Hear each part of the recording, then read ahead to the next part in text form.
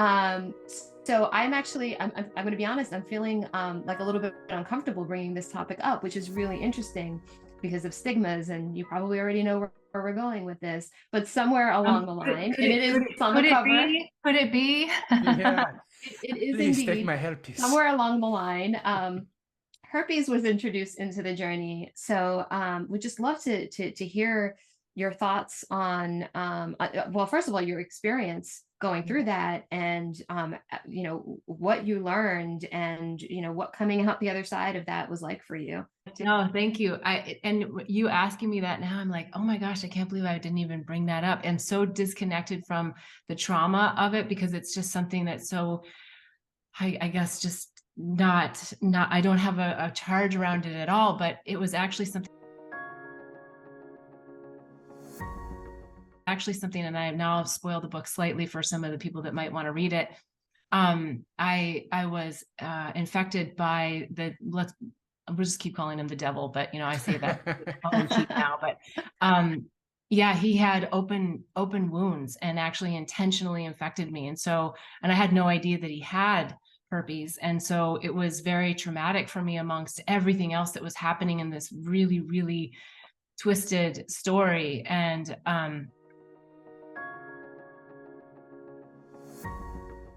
I was living with him in India, and it was also, it sounds kind of weird to say, but difficult to get out for some very logistical reasons, but also that I had just completely left my life behind and left my corporate life. And so it was incredibly traumatic. How I think for everyone it's traumatic. It doesn't, whatever the storylines are. And I just always thought, oh my God, I'm damaged goods. I don't know how I'm going to get through this. I don't know how I'm going to tell anyone about this. I don't know how I'm ever going to have another sexual partner.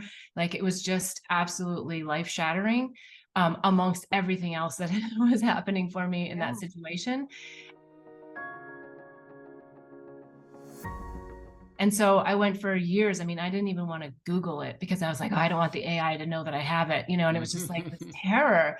And so lots of different things happened. I'm going to kind of fast forward a little bit. Luckily, I had some incredible partners that really sat with me and allowed me to share with them, and didn't reject me, because that's also, the next thing is, once you sort of, get the bravery up to actually tell someone, then you have to face the possibility of them rejecting you, and also, their projection and their lens of their own fear around it. And so I talk about some of those situations in the book, but just for time purposes, I'll kind of jump forward to say that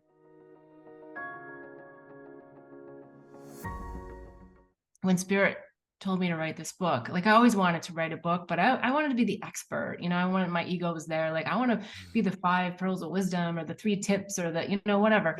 And Spirit said, yeah, no, you're going to write about your life. And I was like, okay, I'm kind of okay with that, but not really, because what you're asking me to write about is, like, you want me to share, like, my failures and my shame and my vulnerability. It's like, no, I want to share all the things I learned from it.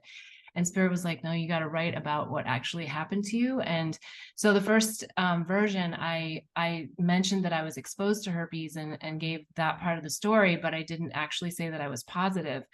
And then, as we were in COVID, and I recognized virus shame, and I was like, everybody knows virus shame. Because, if you remember back in the beginning, like, if people got COVID, a lot of people were saying to me, don't tell anybody. And I'm like, wait, aren't we telling anybody?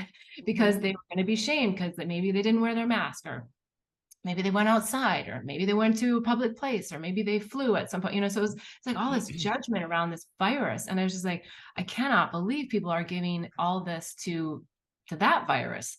And then I'm like, okay, but people are going to get it. So whether they have herpes or not, they're going to resonate. And I was like,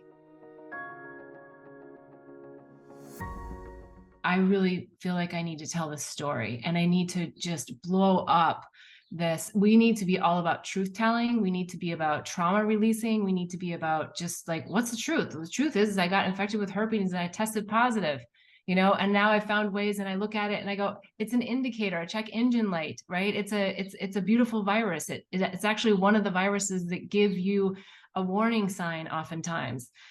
There's lots of ways that you can overcome it. Maybe you can't end up getting a negative test. But we carry a lot of viruses in our body all the time.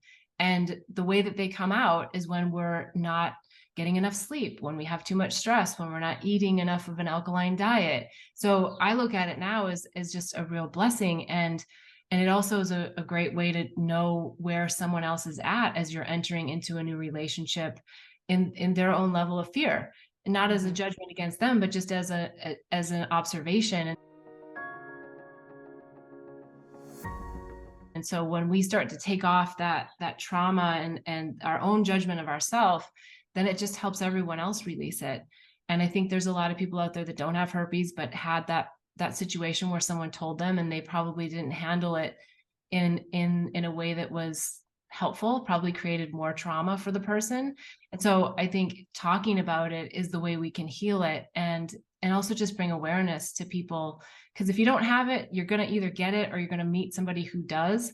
And yeah, I mean, there's 450 million people, reported that have herpes. So it's like every not everyone has it, but like it's a huge percentage of people. And like we just don't need the leprosy story from the Bible. Like it's just like silly for us to carry this. And so for some reason, I would have never thought that I would be like a herpes spokesperson or like a psychedelic spokesperson. It's like, if somebody would have told me that, I'd be like, no, you're kidding me. But I am, and here I am, and I'm happy to do it. And I'm happy to shine the light on it and say, like, we just need to get over this stuff. This is silly. I mean, I'm not saying it's silly, like the trauma of it. I recognize I've had it. I've been through it. I just want more people on the other side of it. That's all. Yeah.